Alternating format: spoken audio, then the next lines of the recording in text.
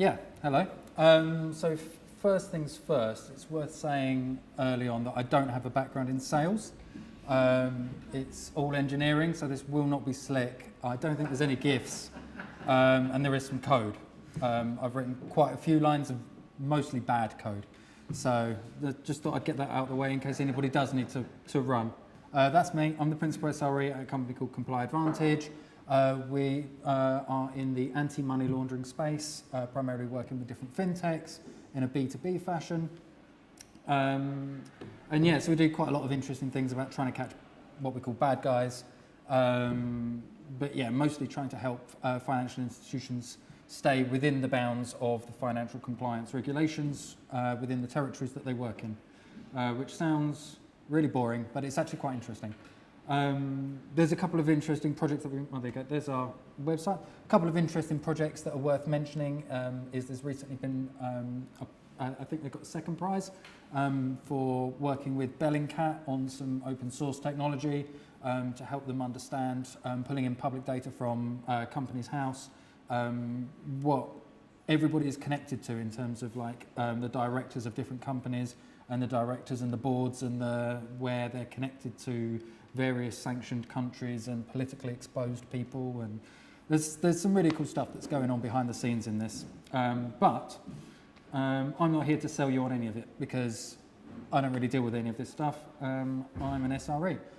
So I'm here to talk to you about observability. And just before I did the talk up in London, this XKCD came out, which seems quite relevant. So I thought you've always got to chuck in a relevant XKCD when you get the opportunity. But yeah, there was a couple of different things I was trying to think about on how to talk about what I was going to talk about. So I'm here to sort of take you through the journey of how we have adopted Opentelemetry, but kind of more importantly, overhauled the whole way that we think about observability at Comply Advantage, and the way that that has affected absolutely everybody that works in the company, from product to sales, right up to the senior leadership team. And obviously is a kind of a given that it's affected absolutely everybody in engineering in their day-to-day work, but it was kind of interesting how far-reaching this project was. So that's kind of what's going on at the moment. It's one of the most transformative, large-scale IT change management projects that I've ever done or worked on, and it's one of those ones that, it kind of came about organically. I didn't set out to go, what I'm going to do is do observability. It was just there was lots of things that needed to happen, and observability as it was getting in the way. So we thought about changing it. So anyway, I've been using this word a lot. You're missing out on like the amazing slide transitions and animations at the moment. But anyway, just imagine this like popping in one at a time. So we've got observability, which has got a really boring thing that comes from mathematics. I don't have a degree in maths, so I've copied that off of Wikipedia. But that's the definition. It's not very useful, but that's what the definition is. Anyway, in terms of like what we want to think about, we're breaking down the different kinds of data that we use to get this thing called observability, where we do have an understanding of the internal state of the system. And in computing, we tend to look at primarily metrics, logs, and that tends to be where most people stay. Metrics and logs we've all been using for a long time. They work and they're very convenient most of the time. I mean, we get used to logs and then they become convenient, and we build beautiful dashboards to try and make the metrics convenient. But one of the more interesting things that we've been focusing on, and we will be focusing on today, is the idea of bringing in traces as a first-class citizen and trying to change your logs into something like an event. In Opentelemetry, logs and events don't really, they're basically one and the same, because they expect you to have your logs with gorgeous attributes, which is really, if you read a lot of Medium posts, that's what an event is. It's kind of like a log, but with lots of attributes attached to it. Which means, by the way, the attributes mean that it's machine passable, and you can then do interesting things with it as a piece of data. Cool, yeah, so just again, the difference between monitoring and observability, you don't do one or the other. You tend to do them both at the same time. The way I like to think about it is monitoring tells you what's going on right now, and the goal of observability should be to help you understand what you should be doing in the future. It's about being able to plan like the next 5 years based on the high level that you're getting out of your observability system, and monitoring will be part of that. Monitoring will tell you what's going on right now. If you're looking at a dashboard, if you're looking at your log stream as it's going through, it will tell you, is Kafka up, or is everybody running around with their hair on fire? So, yeah, the need for change within Comply Advantage. Why are we doing what we're doing? In terms of like telling me that, I thought I'd just show you, this is a sneak preview of what we're going to be building to. This is the goal. This is where we're going to end up. I'm going to explain what each of these are and why they're really, really cool and why they were the goal. But first of all, we're going to do, we've done a bit Quentin Tarantino. I've taken you forward. We're now going to jump right the way back to our old stack. So there's a lot of logos on here. None of them are terrible. None of these are terrible tools. I've built quite a lot of my career on Prometheus and Grafana. Elastic, obviously fantastic, amazing. You know, it's part of the reason why we're here today. They helped so I can't say anything bad about Elastic. But this was basically it. So we had our apps running inside Kubernetes. Logs get written to stand out. They go through the Fluent stack. That wends its way into Elasticsearch, and it goes into Kibana. All of the metrics go into Prometheus. There's various different exporters that pull metrics in from all over the place. Everything ends up in poor old Prometheus. Prometheus is also doing the alerting, so it's actually duplicated. Anybody who's run a stack like this will start noticing that Elasticsearch and Prometheus are just going to get larger and larger and larger, and they ain't going to get any cheaper. So talking about burn rate, this was a big part of our burn rate in terms of our AWS bill. Yeah, and again, these are great tools. Used effectively, they can be brilliant. But one of the big problems is that we work within financial compliance, and we help to provide compliance for other people. We cannot be leaking sensitive data, and we have to give guarantees to our clients about the sensitive data. And this whole framework and the whole way that you build a startup, where sometimes you just have to do contracts and you just have to sign the contract to get people in through the door. It's, you know, part of why I've got a job today is those contracts were signed years ago. And that signed us up to some very weird and wonderful legal wording that meant that we ended up with an observability stack that we had exactly this for every single Kubernetes cluster. So trying to use this to debug an incident. Oh, I've got the same slide loads of time. Anyway, this poor person here, if there's an incident that's happened, they're trying to log into Prometheus, they're trying to log into Kubernetes via kubectl, they're trying to log into Sentry to see the errors, that's the triangle there, they're trying to log into Kibana. Sometimes some of that wouldn't work, so they'd be trying to check what they saw in Prometheus with what they were getting on kubectl to try and work out what the hell is going on. Good luck if this has happened in more than one cluster at one time, by the way, and it's 2 in the morning, because you're going to do this again in that other cluster. And it's 2 in the morning, and you've also got to try and make sure that you're not taking anything else down because you've read the wrong piece of data.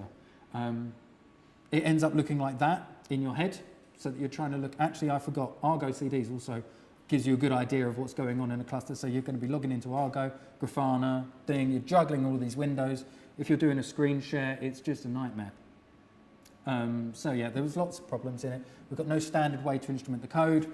These systems are all built very, very openly. I'm going to skip through some of this because I could go on and on about this all day. But they're very, very open in the way that they're built, which means that everybody decided, I want to use Prometheus this way. I want to use Prometheus this way. My custom metrics look like this, and my alerts are going to work like that. And everybody decided they were going to use things in their own weird and wonderful way, which meant that trying to extract business metrics from it was very bizarre. We had lots of strange bits of Python, pulling time series data out of Prometheus and dumping it into like a system called Looker that they were trying to use to visualize the business, and it all looked very bizarre on the Looker dashboards because it wasn't really built for the time series data, and it was all just a bit of there.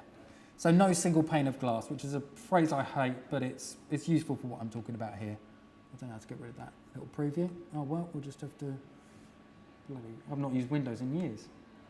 There we go, right. So ultimately, the bigger problem, the way that I sold we need to change, please invest in this as a project, is I kept banging on about how expensive they are to run. We were burning like unbelievable amounts just on storing Prometheus metrics data, and that's compressed. We were burning even more amount of time in terms of time in lieu spent because SREs were up all night responding to alerts in our observability stack. Our apps didn't go down. Prometheus did, and then that's a P1 alert, because if Prometheus goes down, you've got no alerts. So SREs would be off for a whole day because they've been up all night fixing the observability stack. I said that doesn't seem like a good way to run a company. Should we change it? And people agreed, luckily. So first of all, did a bit of an internal survey of the engineering teams on Slack, because obviously I saw things from an SRE perspective.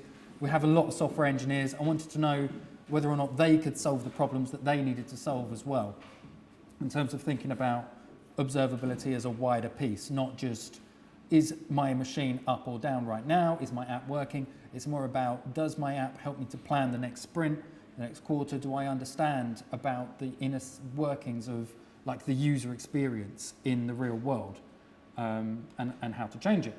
And came up with kind of these as my main driving solution objectives. One of them was about reducing fatigue. That was like basically making it so that people didn't get a horrible feeling in their stomach when they knew their turn for on-call was coming up. And also just reducing the amount of fatigue because of the amount of context people were trying to hold in their head as they were flicking between all these different observability systems. By this point in time, I'd got up to date on what distributed tracing was. I wanted to get it across all of our services. And at the time as well, don't have time to get into this too much, but we were looking at massive re-architecture of how we were going to think about how our products worked, and we needed to be much more fluid around actually this Kubernetes cluster would be talking to this Kubernetes cluster, and different services would be talking across networks where they never had done before. And our old system with a monitoring system per Kubernetes cluster, you had no way of visualizing across the clusters. So we needed to get some kind of context propagation across the services. And yeah, make it easier to pass those related events, so you weren't holding all of that context in your head as you were flicking from this Kibana to that Kibana to CloudWatch to Christ knows where else to try and find, even just pass all the logs. So we wanted to reduce the complexity. So the other thing as well that I didn't, I mentioned briefly was just the operational complexity of running the old observability stack. So the easy way to solve that is to go and talk to some vendors, because almost all of them have different agents and slightly different ways of trying to get Prometheus exporters and Kibanas and all of that down to as little as possible. Anyway, in the terms of like what I did was over about sort of 6 months was just talk to every single vendor, had a set process, blah, blah, blah, very boring. This is the least interesting part of the process, and there's only one slide on it for that reason. But it just gives you a bit of background context. What I found was every single one of these vendors was falling over to tell me that they worked with Opentelemetry and they supported Opentelemetry. And I was like, well, what the hell is Opentelemetry? And this was how I found out about Opentelemetry. Was just, there must be some reason why they're all investing in this. Anyway, so, Opentelemetry. I started doing lots and lots of reading about this, and it's a really, really cool project. It's cool enough that I'm talking to you about it today, and I've got nothing to sell you. I just like talking about it. It's a really cool project, and it'd be really cool if more people knew about it and got involved. So Opentelemetry, the way that I like to think about it is really a lot of the problems that we had before, where everybody had their pet library and their pet way of interacting with Prometheus, that might not have been optimal, but it was what they'd been used to. Opentelemetry is a way of just, like, as an industry, everyone going, right, let's get it to the point where we haven't got a million different serial plugs for plugging into everything. We've just got USB. That's basically it, like a standard where you can plug your system into my system and it works. So it's actually, if you go to the GitHub, just a big series of semantics in terms of like what Opentelemetry actually is. It's just saying, this is what the API must do, this is what the SDK must do. If you build an Opentelemetry supported implementation, it must adhere to all of these standards. There you go, unified standard for service instrumentation. There's some stuff about it. It's a CNCF project that's worth noting. One of the big cool things about it is the way that it allows for very easy correlation, which we'll talk about a bit more later. Just to give you an idea of how this fits into CNCF, this is not super up to date, but it's not changed much since. So this is a bubble chart on the amount of contributions that are going into each CNCF project. So the further up to this side they are, the more important, the bigger, the more contributions they're getting. So right at the top there is Kubernetes, that big blue one. I don't know how much you can see, but this orange one, oh, just down there, is Opentelemetry, just behind Kubernetes, and actually a significant way above most of the rest of the pack. And a lot of this pack, by the way, they're all cool projects. Like, you should go and read about all of them. But these two, you should probably know more about than the rest of them because, I mean, they're getting a lot more contributions for a reason. In terms of the contributors to the Opentelemetry project, right at the top there you've got Splunk. Splunk and AWS feature quite heavily in terms of contributions. Anyway, you've got Splunk, Microsoft, you've got some of the really big companies. Oh, Cisco's popped up there, I think, AppDynamics, yeah, Google, Amazon, all of the big, like you'd expect. But some of these newer ones like Lightstep, Honeycomb are in there somewhere. Yeah, they're kind of like much more, much newer companies that are kind of built for Opentelemetry, if you like. So yeah, it's a good mix. But the point is, this is not something that's just used by tiny little companies. This is used by, you know, some of the largest companies on the planet. So in terms of the history, basically, there was a project for open tracing, which was a CNCF project, and a Google project called Open Census. They got smudged together, and we've got Opentelemetry. So some things to understand about distributed tracing, which is something that existed before Opentelemetry became a thing, but it's something that Opentelemetry very much has pushed to the forefront of everything that it does. So this is a trace, what we're seeing up here. This is actually a screenshot from our systems. And it's kind of like, the way that I like to think about it is it's a visual representation of what you might have drawn in terms of like your call graphs in UML, where you're saying, okay, well, I've built a system, what it's going to do is this, and then it's going to call back to here, and it's going back to that. What the trace actually does is it shows you what it did in real time. So at the top there, we've got a system that we run called Arpeggio, and that is basically like the front door into a lot of the rest of our services. So I can see that Arpeggio, so what we've got at the top there is the different methods that have been called within Arpeggio. So we've got one big one right at the top, which is the sort of response handler. So, but a request has come in and it's fired off something small at the beginning there. Then it's done a whole load of other stuff. Then it's called out to something else. That something else has done some stuff. Then it's gone back and it's called out to another thing. That other thing hasn't really done much. And then it's called out to a tiny little app right at the back there. There's a tiny little green bit that you probably can't see very well, but that is Gerald, which is just sending out an email notification to somebody. So basically, if I'm coming in as a new starter and I need to know what the system does, I can just look at the traces. I don't need to read any documentation. I need to jump straight into the traces and I can see, okay, Arpeggio does this, it calls out to this, it calls out to that, it calls out to that. And I can even click into these methods, and because the Opentelemetry has instrumented around the libraries that are in the applications, you can't see it on the slide, but I can tell you some of those ones at the beginning are calling out to Mongo. I can see that it's a PyMongo library. I can see later on that they're not calling out to any databases. And I can see, you know, the different bits that Arpeggio does between each one of the other processes. You know, who needs documentation at that point? How does this work? I'm going to do very, very brief so that I don't bore anybody. But we've got here, so it doesn't need to be in Kubernetes. I work in Kubernetes world. I always think about it in those kinds of terms because people pay me to do so. So that's the way that we're going to be talking about it today. So anyway, inside here we've got our pod. Inside our pod we've got our app container. And inside our app container we've got our Opentelemetry SDK. So the app container is going to do some stuff, do some things. and that's going to create telemetry. So the telemetry that the app's created is, like, the interesting stuff is the custom business telemetry. So the telemetry that tells me about things that only your business cares about.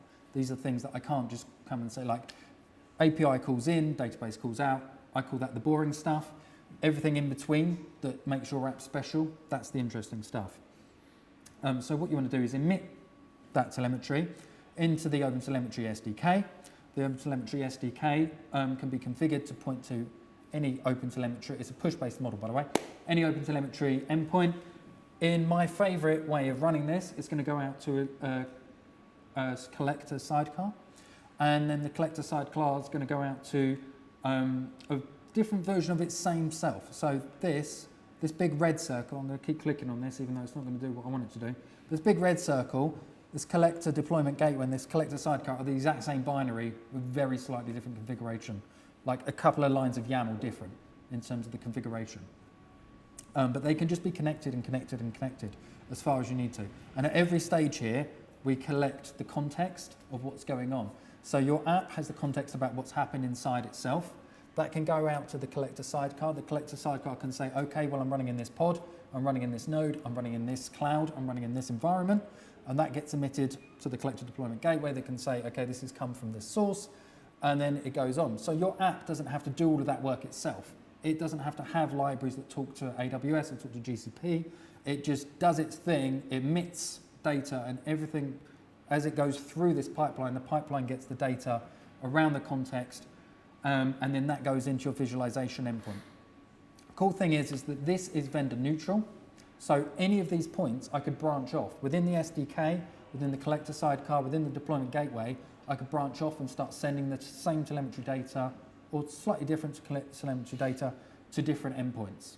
And because it's all vendor neutral, I could send it to Elasticsearch and to Datadog and to Splunk all at the same time, or into an endpoint that one of my clients needs, so that they've got a deep insight into, you know, we are definitely doing what we've promised them we're going to do.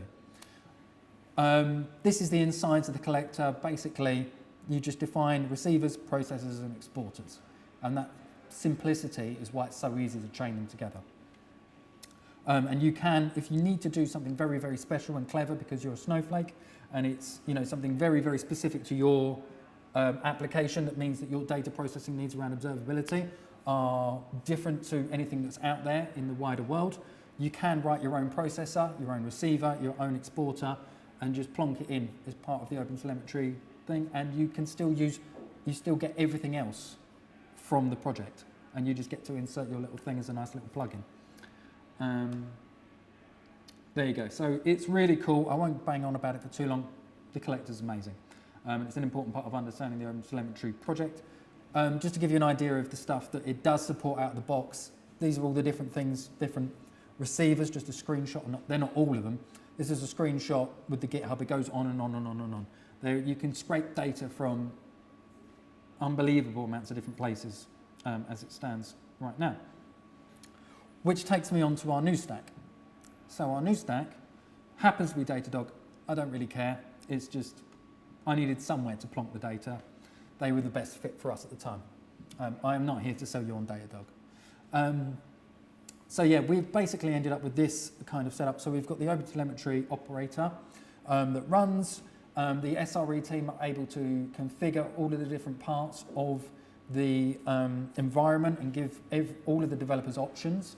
And then basically, by adding annotations to their application, to their Kubernetes deployments, the developers can opt in or out. So they can ask for different versions of the sidecar to be injected into their pods depending on their need. They can provide their own custom implementation of the sidecar. Like they can, if they want to, they can write their own configuration for the sidecar and ask and just inject that and ignore all of our stuff and just push it out. This was the POC version. They were pushing directly out to Datadog, but we now have a slightly different version where they actually go via a gateway, what I mentioned before. But because the Opentelemetry collector is so generic, it can be used to scrape in Kubernetes metrics and host metrics and everything else metrics to the point where you don't need vendor agents at all anymore. So one of the big problems with doing big overhauls of observability that drove people towards the kind of stack that we had before was because you'd have to fill your system with their agents that ran closed source rubbish and God knows what, and they would start, especially when eBPF became a thing, they'd start getting into the guts of your kernel and doing all sorts of horrible stuff. And the Opentelemetry, not only is it all open source, it's the same binary for every single part of this, you can completely remove your dependence on that external. So at the moment, all you've got is a bit of dashboard config and some alerts set up. And we've got all of the benefits of being with a big vendor like Datadog, and we've managed to remove almost all of the negatives in that, we just use Opentelemetry inside our container, inside our clusters. If we ever wanted to change to a different vendor, we could. If we ever wanted to try on another vendor, we could, because all we'd be doing is setting a few lines of YAML slightly different. Anyway, there's some more stuff here, how all of that comes together, context propagation, underneath all of these traces. You've got lots and lots and lots of attributes, similar to the way that you want to be doing logs nowadays. And these attributes allow you to cut and slice the data in lots of different ways, and it means that you can generate custom metrics from your traces. So you're actually doing far less than you were. So a lot of the times, people were coming to me with counters inside. They were trying to say, oh, I need to migrate all my Prometheus metrics into this new system. And actually what we did was go, no, remove that line, get rid of that, don't need that. Because we're just going to count your traces. We don't need to do it inside the app. Right, so just before anybody goes completely to sleep, here's some screenshots and code. So to give you an idea of how much code is involved in doing the very basic version of this. So all of the screenshots that you've seen so far, there's only one app that has had any custom code written. Every single other app has used all of the out-of-the-box automatic instrumentation. To pull this off in Node.js, there's about 12 lines there. That's everything you need.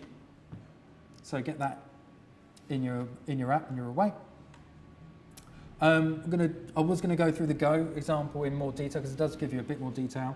But I mean, you're just going to be taking my word for it because I don't know if anybody can read that. But essentially what you do inside is you're going to set up an Opentelemetry exporter because you can export to all sorts of different weird and wonderful ways.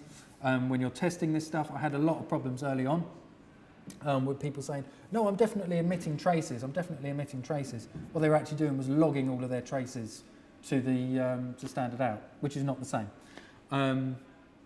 Anyway, yeah, we're going to register the trace provider globally because it's a global object. It allows you to add the manual tracing with the automatic tracing because whenever you want to add the manual, you just say, tell me what the tracer is and I'll attach all my bits to that. The meter provider allows me to attach metrics as well. There's a shutdown thing to make sure that I haven't got dangling connections when my app gets told to die by Kubernetes. And yeah, that's pretty much it. And this is the most in-depth example I could give you here is the Go example, because everything else, there's almost like zero code. So yeah, this is just the more in-depth. This is the function calls that are being made in that bit that I just mentioned there. So anybody who's familiar with Go can see basically what's going on here. Yeah, this is one part of the SDK inside the application where you can set config options. You could do more stuff in here and less in the collector. It's totally up to you. You can mix and match according to what makes sense for your use case. So yeah, I'm going to skip over that bit right now, but if you ever wanted to talk about it in more detail, I'm always happy to. Anyway, in terms of the results for us as a project, we got some of this stuff. So this is from Watchdog Insights, which is part of Datadog. Almost every observability, you can tell I'm not here to sell because all the observability vendors that support Opentelemetry do exactly this. Anyway, they start to highlight where you've got an outlier, where they're looking at all of your trace data and they're saying, hang on, look, all of the traces with these attributes have got high latency or they've got high errors. And why is, in this case, it's that everybody with a high, request content of 27, we're experiencing more errors than everybody else. If that's a new bug that's just come in, as a developer, that's instantly giving you something to go and look at. Why is that happening? That's a weird one. I don't know that you could write a dashboard that would necessarily tell you that as quickly as this is able to do. Oh, and this is all built-in dashboards, by the way. We didn't have to build any dashboards at all. We literally just pointed Opentelemetry data at Datadog and going, give us it. Again, you could do it with anyone. I don't care if you buy Datadog or not. This is actually from the production system, so I've had to blank this out. But what this is telling us is this is a chart of requests and errors. And actually, in terms of the number of requests, our errors are so small that you can't even really see them on the chart. So if you were skimming over a dashboard, you might completely miss the fact that that user ID, whatever it was, is getting a really bad time. And because the Opentelemetry forces you to kind of use this standardized method for firing into the vendor backend, and the vendor can then know exactly how your data's coming in, they correlate those attributes for you, and they just go, by the way, this user's getting a terrible thing. We can then feed that data into our customer support teams, reaching out to this person and saying, we think you're having a really bad time with our system, before they call us up, which is a much, much, much nicer conversation to have. And we've had that a couple of times now. More often than not, the errors in here are 401s, by the way. It's because they send us rubbish. So we can just call them up and say, by the way, your script is rubbish. Please stop using it.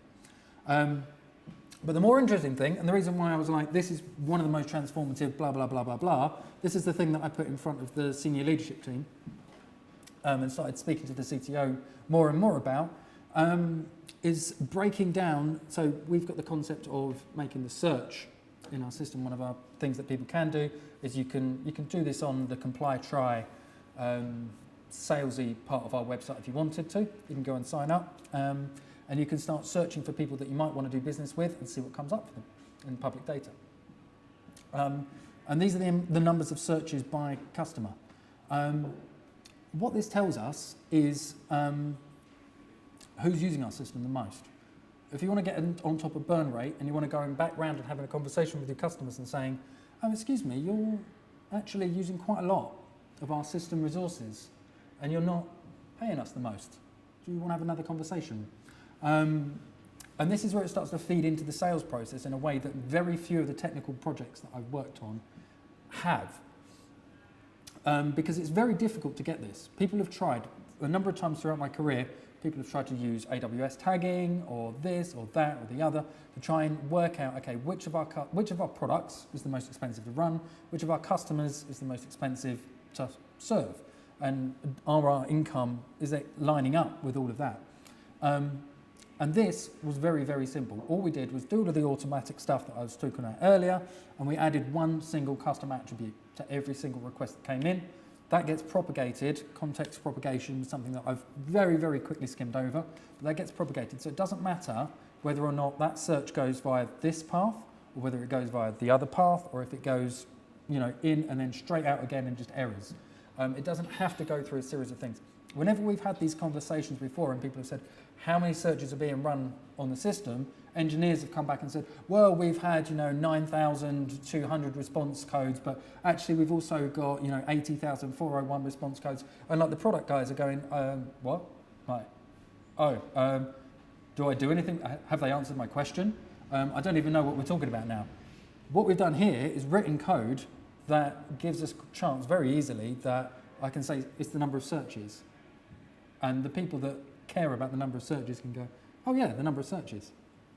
So everybody's talking their own language, but the observability platform more and more is a place they come to kind of, a bit of a Tower of Babel type thing in terms of, or the opposite of that, I guess. It's the Babel fish, I guess. I don't know, I've got caught up in that. Yeah, that wasn't part of the slideshow. Don't try and freestyle it. So should you adopt Opentelemetry if you haven't? How many people here have adopted Opentelemetry already? One, cool. Okay, so should everybody else adopt Opentelemetry? Does it work for us? Mostly. One of the problems that we've got at the moment is that we do have a lot of, so it worked beautifully for web apps. Absolutely wonderful. If you've got a web app that does database calls, you get all of the benefits that I've been talking about here. What happens if you're a data pipeline team? Let's say you're a team that's supposed to extract information from 20 million articles a day so that when people run their searches, They know whether or not you were involved in some, dodgy, Shanghai gambling ring back in the 90s. So for teams like that, at the moment, the tracing side of it is sorely lacking. We're still working on projects to try and help us get the context propagation via systems like Kafka. I think there's a few things and bits and bobs in the pipeline. It's a very, very rapidly developing project, but that's been a big thing for us at the moment. But yeah, the other thing as well is just the culture change about getting traces as a first-class citizen. Even for the people that write traditional web apps, it's been very hard for people to wrap their head around. And they like their dashboards, they're very comfortable with their dashboards, and they don't read all the same Medium posts that I do, which is upsetting. But I'm learning to live with that as a concept. But yeah, there's been a lot of good stuff. We've been able to really, really heavily focus on optimizing our costs and dealing with our AWS infrastructure bill, which is, quite a beast at times. We've been able to add more and more instrumentation because there is so much supported by the project. We've now got, a kind of default go-to. We don't have to spend 3 weeks Googling everything and having long technical debates. We can just go do. And because the collector, I'm not going to go into a rant about the collectors because I could for far too long. They're brilliant. Use them. If you're doing Opentelemetry.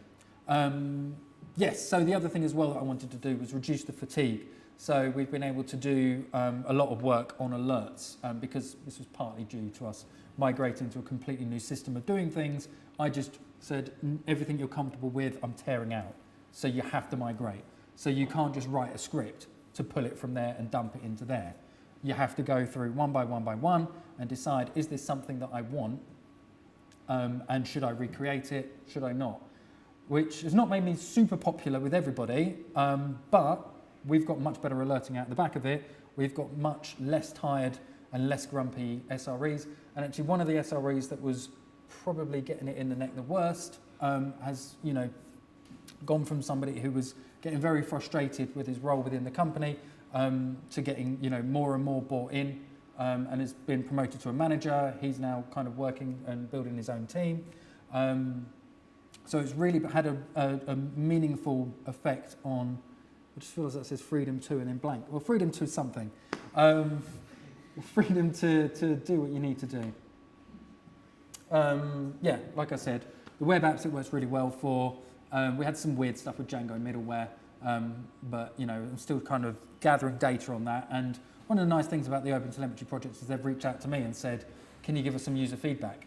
They're really encouraging. There was a big Hotel Unplugged day at the beginning of KubeCon yesterday out in Detroit, and they were very, very open there, saying, please raise issues, talk to us, get involved in the project. There's a lot of interactions between Prometheus and the Opentelemetry, so there's a lot of interesting stuff coming out there. So yeah, there is still some. It's new. It's what it is. Yeah, you do have to be aware that you're going to have to fight the system a little bit because there's some interesting catty and fighting going on at times between the observability vendors about, oh, you don't properly support Opentelemetry this, you do support Opentelemetry that. You kind of need to just be comfortable with dealing with that and deciding as a business where you're going to put your data. And yeah, you need experimentation time to get all of this stuff working because it's not all beautifully well documented. You're going to have to read the code, your engineers are going to have to read the code. Quite often what I found is that when you ask people to migrate observability things, they go, yeah, we'll get it done in this sprint. And then you hear from them in the Thursday before the end of the sprint from their junior who's had this lumped on them. So yeah, you need to give them a good couple of sprints to realise that they're not going to get it done in 2 days, despite how much of it is automatic. Yeah, more stuff about it's an interesting project to keep on top of, and you need to be ready to keep on top of it. So yeah, again, this is just a really quick slide right at the end. I've emphasised the technology because I'm really excited about it. I really want to talk to people about it. It's had a big effect on how I think about the way that I do my job. And one of the things that has been a through line the whole way through my career has been bad monitoring, which has just been very frustrating. So suddenly getting the chance to implement great monitoring and an observability system that I'm happy to kind of hand over has been amazing as an experience.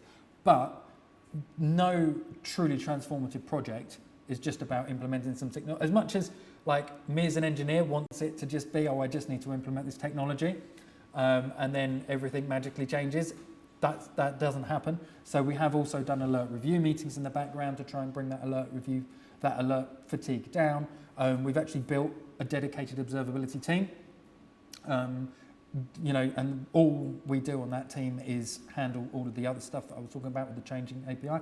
Observability, if you want to do it properly, is not an emergent property that just happens in the background for SREs, which is one of the reasons why a through line of my career has been bad observability, is because there's never been that time dedicated to it.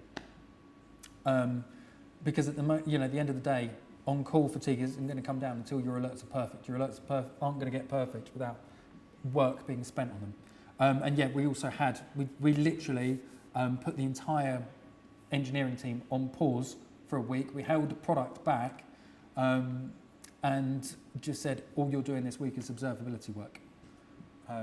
Experimenting, instrumenting, doing interesting stuff. How many interesting insights are you able to get with the new tooling?